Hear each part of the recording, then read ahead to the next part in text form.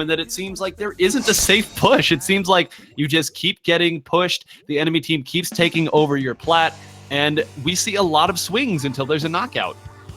The maps are relatively open. There's two choke points that you have to make your way through, and it's not an easy uphill battle either way. So let's see who comes out on top here between SetToDestroyX and Ghost Gaming. Already, I'm seeing some similarities in their compositions. Hexen and Brian both on that custom jet squelcher. So even with the relative circularity of this map, the Stingray is going to be a prevalent force when the Rainmaker gets picked up. It can be used either offensively or defensively. And speaking of offense, we do see Hexen taking it over to the slightly less popular left-hand side, in which Fuzzy has already started a path for them. However, Brian, ready with the Stingray, gets taken out, though. They do lose the Rainmaker at the 32 mark, and there is only one member alive, Pangit, to try and contest here. It's a battle between the two Rapids, and unfortunately Pangit doing a bit more positioning than they needed to, as Sendo will finish them off. Great start, though, for Ghost Gaming. I was going to say, you know, that's about as disastrous of an opening as you can get. I'm almost surprised that it stopped at 32. You would be amazed at how fast that can go the other way and how quickly it often does. But one thing I want to say, because these are very similar compositions, the one real difference, the double shooter comp coming out here, a 10-stack splatter shot and vanilla splatter shot, actually, coming out of the members of SetToDestroyX. That tells me that they want to push the tempo as much as they can. They want to be the ones with their feet on the gas pedal, challenging the great zoning and positioning that we saw earlier from Ghost Gaming.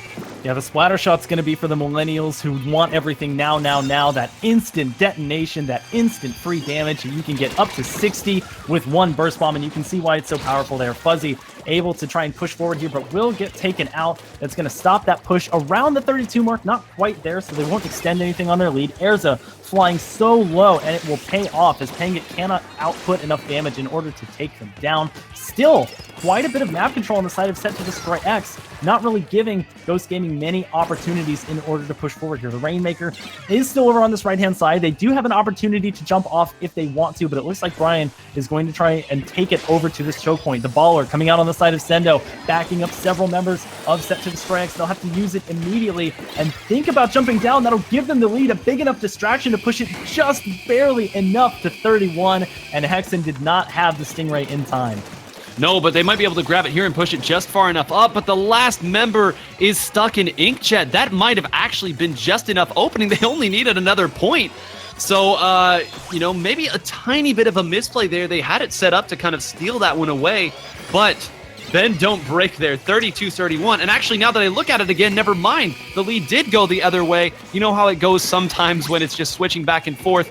But wow, I can't believe that actually took the lead back the other way. And speaking of switching back and forth, we could still conceivably see SetToDestroyX regain this lead. However, it's not going to be for a while. Ghost Gaming doing a fantastic job of locking down this map control in mid. You can see the left-hand side of the map has barely been touched at all. It's mostly about getting the Rainmaker through this choke point. Fuzzy shutting down the Rainmaker here with the help of that Stingray. Soren backing all the way up, using that Baller as more of an escape mechanism, and will just barely survive as that Baller detonates just behind these splat bombs. So Sendo backing up all the way into this window, was going to try and throw down the splash wall. Their strategy here is sort of to play it like a charger, stay in this window or bunker and try and get picks that way. Unfortunately, they were taken out by the Inkjet just before they were able to accomplish this feat. And Kiver, who is going to be piloting the splatter shot, not really being too aggressive here, was waiting for the right opportunity to push up. Unfortunately, got spotted out, and this is looking worse and worse as time goes on for SetToDestroyX. And that right there is the power of when you have a burst bomb in a rapid combination. You just blinked, and Kiver, who was mostly at full health, just got wiped off almost immediately. That's going to allow Brian to reposition over here. And this Rainmaker is in a really awkward spot if you're the members of SetToDestroyX, because remember, on that left side of the map, you can't ink that. So actually letting the Rainmaker reset here, probably an okay move there after the pop. But had it stayed there, I'm not sure SetToDestroyX could have gotten it in a good position. Hexen not waiting for that Rainmaker push to happen, immediately using the Stingray, and that could have been a mistake there, as Ghost Gaming will still retain control of mid and actually pop the Rainmaker shield. However, Kiver and Hexen trying to be the resistance here as we've entered the final minute of play. Kiver with this splash down at the ready, and that's a special that hasn't seen much use so far, but it's something that can allow them a bit more survivability. The Inkjet pops here by Erza. They'll try and get it onto the Rainmaker, but they're being constantly forced back, and Fuzzy will finish them off. This is the best opportunity SetToDestroyX has had yet, and it's one lone splash wall that's going to be the major defense here as Ghost Gaming desperately tries to build up their special. They do have an engagement point here. They were taken out at the 27 mark, which means they have gotten the lead. They had plenty of ink to swim through, so it could have been even worse than that, and this match is not quite over yet. And, you know, I'll need to go back and look at that. Brian jumped back there with Stingray. I'm not sure if Brian was in a situation where that was necessary, because that actually gave SetToDestroyX just enough time to make that play to push in. And that might be their undoing here. They're going to get a chance to push up the other way, but now the enemy team does have a Stingray as well. We'll see if they're able to push through it right here.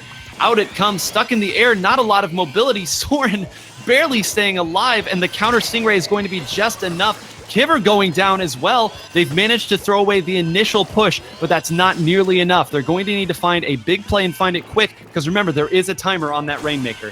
I'm trying to see what Soren's actual strategy is here, because they got the members of SetToDestroyX 3 down and really didn't make anything of it. Now SetToDestroyX really camping this left-hand side. Fuzzy has an Inkjet available and is trying to take down Erza, who hasn't quite built one up yet. No specials on the side of Ghost Gaming, and unfortunately that'll be their downfall. A push up to 31 will not last as SetToDestroyX comes back, gets it to 27, and they will take a close Game 1, which does give me that hope that this could go all the way to a Game 5. Fantastic game right there. We said earlier, it's a push one way to a push the other way to a push the other way, and it never feels like it's safe. Some big plays coming out from both teams there. I believe that was Sendo with that crazy high KA on the part of Ghost Gaming, but KA isn't enough if you're not getting the win. Moving on to game number 2. And Zach, what were your initial thoughts there? I mean, I know we saw that it was STDX that got out to that big start there. They used a more aggressive comp. Do you think that we'll see that again coming into Sturgeon Shipyard splat zones? This is going to be tough. So you have two conflicting forces here. You have the mode splat zone, which would entice players to stay near the midsection of the map. But Sturgeon Shipyard itself is huge. It's a very, very large map. There's a massive court area sitting behind the grates and the zone itself, in addition to those rotating platforms. So I think Brian can do rather well here. I think if you're Ghost Gaming and you want to take Game 2 to tie this setup at 1, you really need to put Brian in a position to where he can hit those shots. There's a lot of places where he can do that, but that means you may have to sacrifice the body of 1 or 2 of your frontline players in order to make that happen. So if Brian can consistently get these picks and build up the Stingray or whatever special they bring with them, they're going to succeed. Getting into the game right now and looking at these compositions, just ever so slightly different. Soren going to switch back onto the NZAP, staying off of the baller this time. And looking at it now, we see that H3 nozzle nose coming back out again, the H3 nozzle nose deco. I believe that is going to be used by Hexen. I've seen him use that quite a few times. So we'll see. We've already seen what Toon can do with it. We'll see if same magic's able to come out of Hexen. 3 of the 4 members of STDX running that ever-popular stealth jump, so even though it's splat zones, if one member remains by the zone, they're going to be getting back into the action a lot quicker. SetToDestroyX mostly sent back to spawn. We have Fuzzy staying on top of this box here and is able to get the final pick on Descendo despite taking a ton of damage here. Airs is so close to that Inkjet as they always are, and the Ink armor is going to benefit them. So to keep their lead, Airs are going to be popping it early, looking for some picks here onto Kiver, is being bothered by Fuzzy on the counter Inkjet. And Fuzzy does have the height advantage, or at least did until then, neither one really taking the other out. And the main resistance here is going to come in the form of the Splashdown and the InkStorm. However, it's not quite enough despite those 2 specials. Ghost Gaming staying back in the perfect position. Soren jumping down to take down Fuzzy. And despite SetToDestroyX's best efforts, I think this one will still go over to Ghost Gaming once again. Yeah, there's been a big push coming from this left side. Soren going to try to defuse that now, running into basically a 3v1, but you see all the members are stuck, and that is going to be one of the easiest Stingrays Brian has ever had, actually. 2 people standing right next to each other, going to clean up both of them. Fuzzy now stuck out by himself. This is getting very, very dangerous here. Soren getting taken down, certainly calling out that there's a threat in that area, and it is going to be Kiver and Fuzzy running at the bottom of the screen, trying to make something happen. They just need to paint a little bit more, and what a dominating show from Ghost Gaming there. That's about as perfect as you can play that map and mode. What did we say before this game got started? Put Brian in a position to where he can stay back, build up that Stingray, and hit the shots necessary. And that's exactly what happened. You called that Stingray one of the easiest you've ever seen, and that's exactly what it looked like to me as well. We have the double ink armor composition to give them more survivability. We have Ghost Gaming mostly staying in the zone, but occasionally pushing up to that rotating platform right next to the grates in order to ensure that SetToDestroyX did not have an entry point. And there are multiple ways to get back into the zone on a map like that. But Ghost Gaming did the very tough job of locking them all down. Brian going down at the very end of that game, but it's not going to matter. SetToDestroyX now tied up with Ghost Gaming, and we move on now to what will be the momentum decider here, which is Clam Blitz on Muscle Forge Fitness. Whoever wins this takes a 2-1 lead into Game 4 and is 1 game away from going on to the losers final. So, Clam Blitz, we've seen the Slasher Deco be a very, very popular choice in this tournament, so I can expect that to come back. This map, Muscle Forge Fitness, is mostly defined by whoever controls mid and the other team having to stay behind those grates. There's a grated bridge that connects each side of the map to mid. Most teams are relegated behind that grate when they start out, so you need to allocate at least a couple of longer range weapons unless you're incredibly confident that you can push back in and take mid in a hurry. Taking a look at these compositions here, Kiver is still staying on that splatter shot, and you know, splatter shot has kind of fallen out recently. We've seen the 10-attack splatter shot be the more popular pick, but I think they're going for, again, that burst bomb and rapid blaster combo that we talked about earlier here. And, you know, splashdown has some utility here on Clam Blitz as well. Everyone thinks that you're going to jump in with a baller, or with a ball rather, a power clam. Why not jump in and splash down, punish people for predicting incorrectly? So we'll see how that pick works for them. Worked pretty well in the first game, not so much the second game, and Penget jumping out and dying in mid-air. Fantastic stuff. I love this game sometimes. You love to see it. If you're going to only be bringing one short-range aggressive weapon in, you better have a competent player like Erza to make it happen. The bubbles are coming out, and this is a very common strategy for Clam Blitz. Use those bubbles to give your team some armor, essentially. Give them some shields in order for that power clam to be detonated immediately. Erza saving that inkjet and getting fuzzy with the parting shot. That's one of your main short-range opponents down. Kiver, however, as you talked about with that splatter shot, has not really been in the meta really since the opening month or two of the game. Now Kiver trying to bring it back here, has the splashdown at the ready, and GG Gaming has come back in and taken control of mid, so that could be a special that gives you a bit of an advantage here. The only special currently at the ready here, however, for Ghost Gaming is going to be that baller, so if they have enough clams, which it looks like they do have enough for one power clam, they are going to have to use it immediately. Oh, this is a very fun to watch 1v1s. Two of the preeminent shooters in the Western scene here. Erza and Kiver going at it. Erza finally getting the better of that. And on the other side of the map, everyone else on SetToDestroyX going down. And Ghost Gaming has saved this power clam. I was about to mention, they saved that power clam for so long. They have had that for a while. Soren opted not to run in with it earlier, and because of that, they're actually able to get this pop, and all of this is starting because they saved that last power clam. Brian going to get a couple more points in, and now 16 suddenly becomes scary. That first initial push got down to the 60s. Not too scary, you know, a couple power clams, you'll even that out. But now the onus entirely on SetToDestroyX to break past them. With the way that Ghost Gaming is playing right now, their understanding of this map, it might be too tall an order. You know, I completely understand SetToDestroyX's desire to run this type of composition here. Kiver being so sneaky, able to at least surprise Brian there on that splat lane, not going to tag them with any of the burst bombs, and they need to make sure that they don't get out of position here. Sendo with the ink armor in tow, so everything going wrong there for Kiver, but SetToDestroyX, you know, really trying to rely on their shorter range shooters here on a map that is smaller than something like a Sturgeon Shipyard, but that's just not happening. Ghost Gaming, for the most part, this game has been locking down mid so well, using these splash balls to defend themselves against the ever-pertinent and impressive inkjet plays from SetToDestroyX, and it's not working so far. They do have 21 clams at their disposal, and it looks like finally they'll break the barrier and get down past the 80 mark, but it's possibly too little too late here, as GG has set up quite an impressive lead. It's an impressive lead here, but Sendo getting stuck in an awkward position. They sent all their pressure on the right side of the screen. Another more or less full wipe, but this time it comes out on the other side. Erza may have saved the game because the barrier is now back up, even though it did take a trade to get that one down. But what a smart play. We see a lot of pushes come straight down the middle. That time they put both of their frontline shooters on one side. They trusted that they'd be able to get those picks there, just powering through Brian's wall, actually, and that is what was able to open that up. But again, that would have been a lead earlier, but because Ghost Gaming saved that power clam, gotta have a little more, not enough. Sendo literally backed up against the wall here.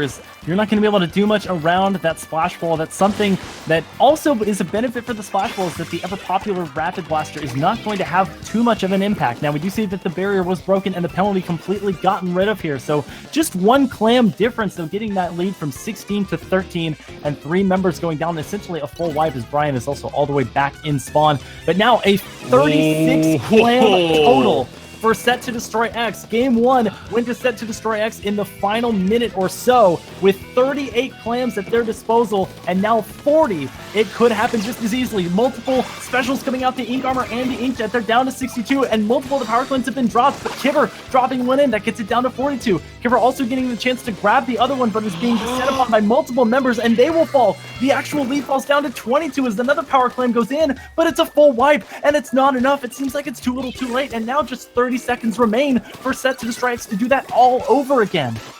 I don't believe it. They did everything right in that situation. I can't believe they had that many clams built up. That was essentially 4 power clams built up in just over 30 seconds there.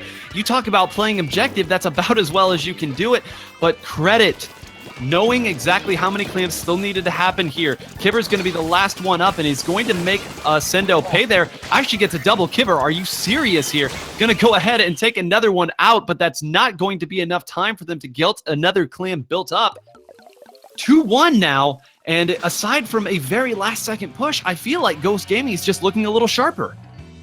Ghost Gaming played that perfectly from the start. Their start of that game, that first half, the 2 and 30-second mark, was really where they excelled. They locked down mid for the entirety of the time. They waited until they had the bubbles before they pushed in, and then Erza was always there with that Inkjet. That's part of how they were able to come away with a 16 KA. Only got 3 Inkjets total, but still was able to come away with such a huge KA, shut down the double aggressive shooter composition that Fuzzy and Kivver were attempting to bring in. Kivver admittedly popping off at the end of that game. However, it was too little too late, and now Wahoo World may have to be the final standing point of SetToDestroyX if they want a chance to go to Japan.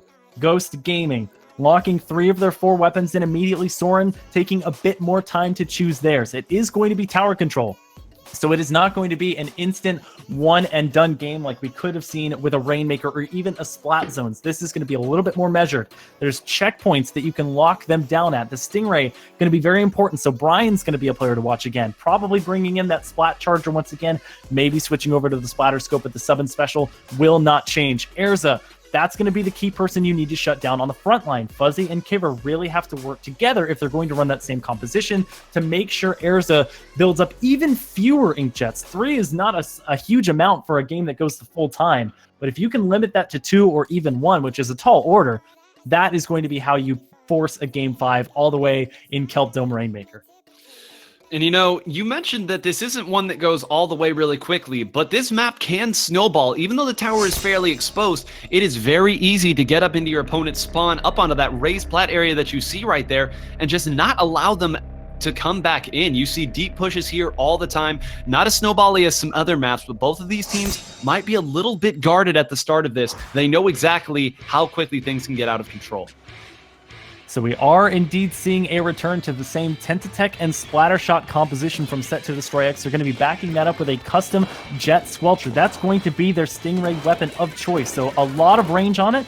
Going to be able to contest with Brian, who did end up staying on that Splat Charger, and Fuzzy with a beautiful flank there is able to use these walls, which are inkable, to get in the faces of GG without really getting too much damage on them. Nice job there backing up Soren, and actually takes it out with a falling shot and the double onto Erza. That's exactly the kind of play you need. Hexen popping this Stingray early, even though nobody's really on the tower, and it's a 2-down situation for Ghost Gaming. So even though they use a lot of resources, they are going to get this map control in mid first, and that could be the advantage overall in making sure that they retain the lead throughout the long run. Solid job by Kivver there, actually forcing a trade in that situation. Brian Stingray should slow this one down, but like you mentioned earlier, a lot of map control coming the other way. And actually, Fuzzy was hanging right behind there to instead keep the tower going. And remember, this is another 3 checkpoint map, meaning that first checkpoint generally goes fairly quick, but afterwards it can go quick. One of the wilder trades that we have seen today here, but I think Fuzzy is okay with that because it's going to mean a 3-down situation, and this is starting to snowball, Zach. This is what we talked about.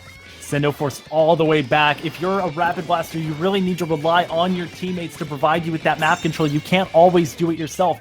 Soren being part of the resistance effort here. Erza will fall, so he's going to be one of the last remaining members here. Has to try and take out Penget before that jump in falls, and now it's a 1v3. That's exactly the kind of situation you wanted to avoid. Brian will end up taking out Kiver with the Stingray, but they've gotten past so many different checkpoints here that even if the tower goes all the way back to mid, they'll have a huge advantage. That's the main thing about tower control, is pushes give you the added advantage of not having to be stationary for as long as your opponents, which in a meta full of Stingrays, especially for tower control, is going to be the way to clear house on the tower. And look at the way that Fuzzy and Kiver are still jumping in. They know that even if they go down there, because they're running quick respawn, because they're running stealth jump, they'll be able to get back in, and they're okay with that. They're okay taking that loss. You can already see them jumping back into Pengut, who's now going to reposition here. And that's the general strategy with frontliners and why you run quick respawn and stealth jump and maybe even a little quick super jump, because you can continue to force the tempo and put pressure on your opponents at little to no risk.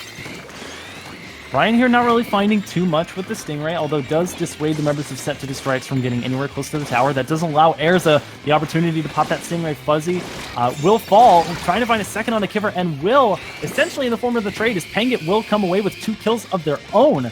And so a big trade back and forth does technically for now benefit SetToDestroyX as they're attempting to take the members of Ghost Gaming off the tower. They will do that very successfully, and they retain control of mid. They never allowed Ghost Gaming to take over that middle circle.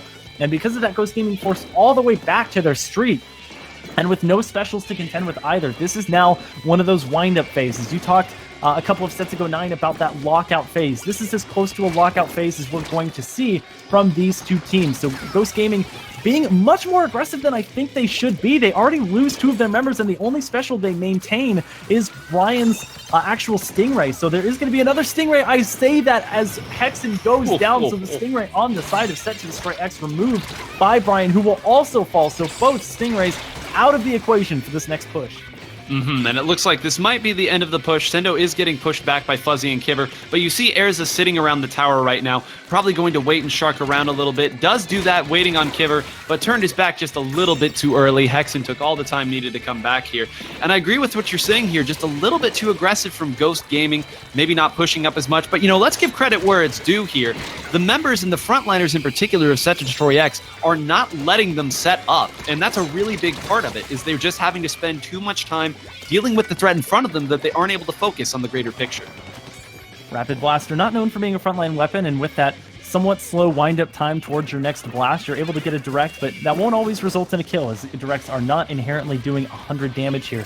We are in the final 45 or so seconds of the game. Nice kill by Kiver there onto Sendo, and that's a 2-down situation on the side of Ghost Gaming, who somehow maintains control of mid. However, it may be short-lived as trades are going back and forth. Brian, as always, one of the final remaining members here, and they're getting closer and closer to that Stingray. They're going to need to build that up, and that kill onto Hexen. How did they even see Hexen? I could barely even see their Inkling, and that'll help facilitate what could be their final push of the game. The Stingray is also at the ready, but Kiver with a huge flank, and that'll take out the Stingray. That's one of their main components gone, and Fuzzy, unfortunately, unable to find the kill onto Erza, who will remain on the tower in the final 10 or so seconds. That Stingray used rather early, though, so this could be enough of an opportunity for Ghost Gaming to continue this push into overtime.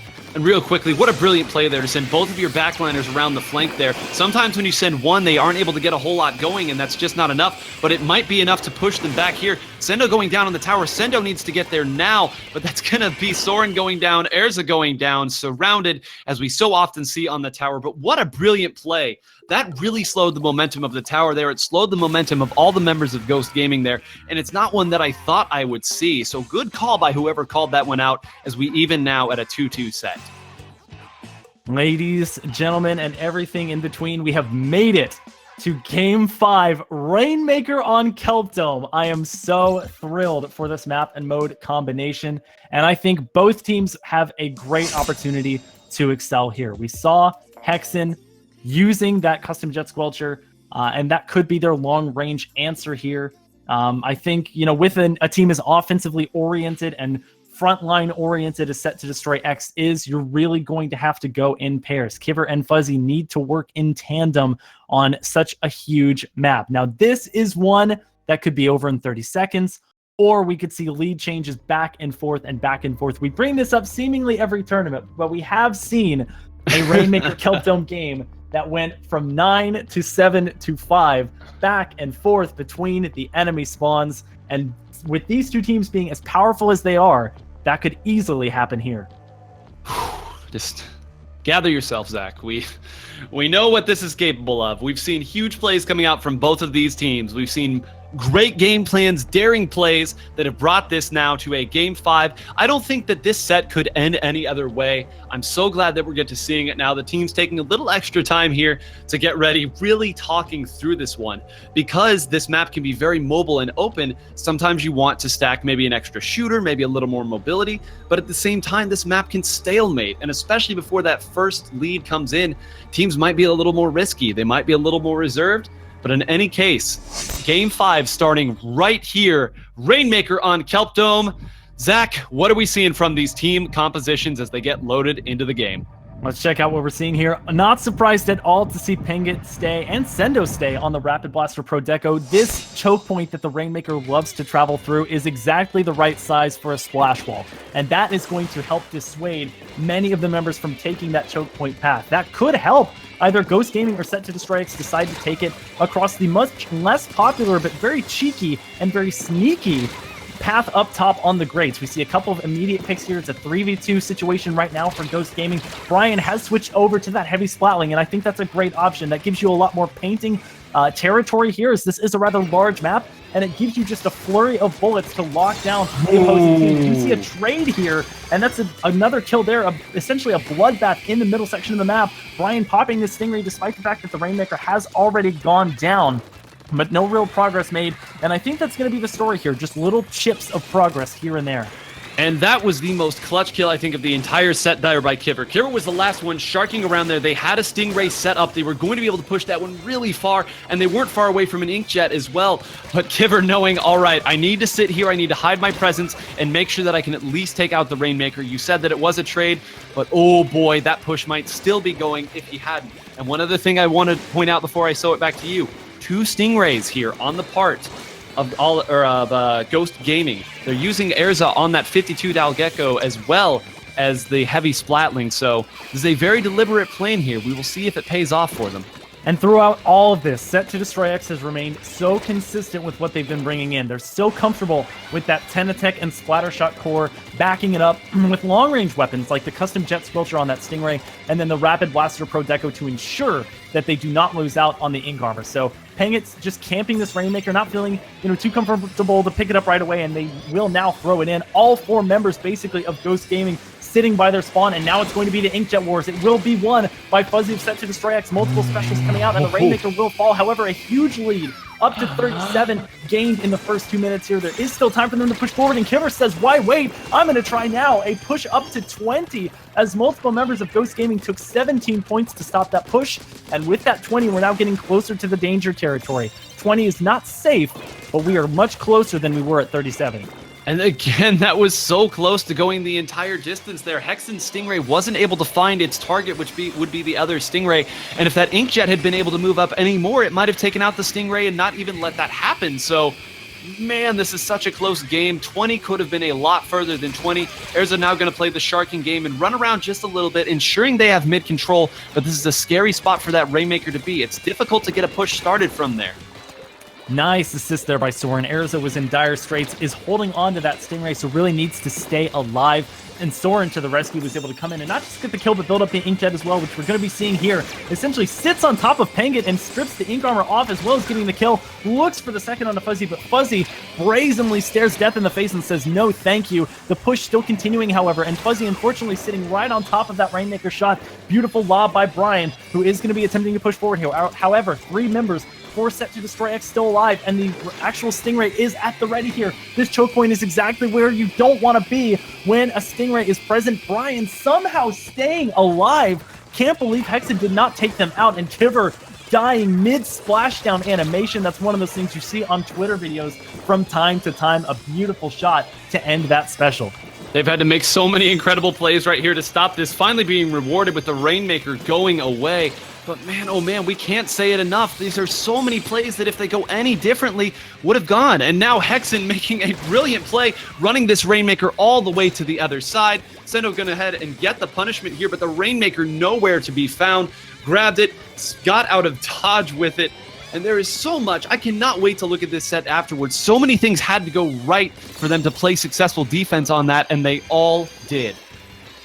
Ghost Gaming looks to be in the driver's seat here, but it means nothing if they're not able to get at least to that 19-point mark. Fuzzy playing very aggressively, watching for Brian, who does have the range advantage on him, but Fuzzy also knows that as long as he keeps Brian busy and keeps him from picking up this Rainmaker, they're essentially stalling out and removing the amount of time that Ghost Gaming has to make the objective push. Now, there are 2 members already down on the side of SetToDestroyX, so they're popping this Rainmaker shield as quickly as they can. Erza is back from the depths, and we're waiting to see who the Rainmaker carrier is going to be. Fuzzy still in that same position, waiting on top of the grates, and does have the Inkjet at the ready, but here comes the Stingray. Sendo, thankfully, with plenty of room to maneuver around him, but they lose their own Stingray. Fuzzy will get the kill, I believe, there onto Sendo. Soren still staying alive, and it's going to be the last remaining members to try and pick up the Rainmaker, but they're essentially locked in a corner. This is going to be such a difficult overtime push.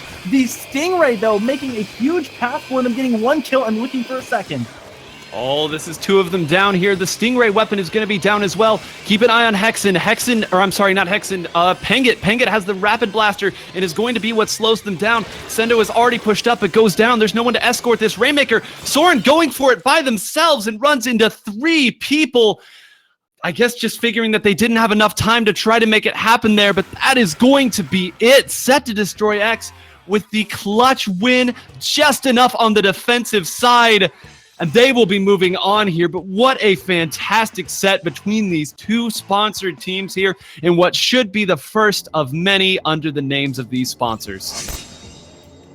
This exceeded every single one of my expectations. I have to come out and say it. I was sort of thinking, these are 2 sponsor organizations, but there has to be one that, really takes the edge over the other, that, dominates the other and sets up a precedent that they're going to be winning the majority of these matches. This was as close as I've seen a Splatoon set in quite a while. Very strong performance from both sides. I think Ghost Gaming attempts to force that Rainmaker in the last few seconds. I think they might have had a little bit more time than they gave themselves credit for to make a push, but they lose so many of those resources. Even if those other members come back from spawn, they likely aren't building up a special with the remaining time. The other, remaining bodyguard with the Rainmaker was very far pushed in and was essentially fighting a 1v2 or 1v3. They fall. That leaves just the Rainmaker, who tries valiantly to make it in, but 19 is just too tall of an order for them to make. So SetToDestroyX moving on to the losers finals, and they will face Kraken Paradise in a best of 7 to see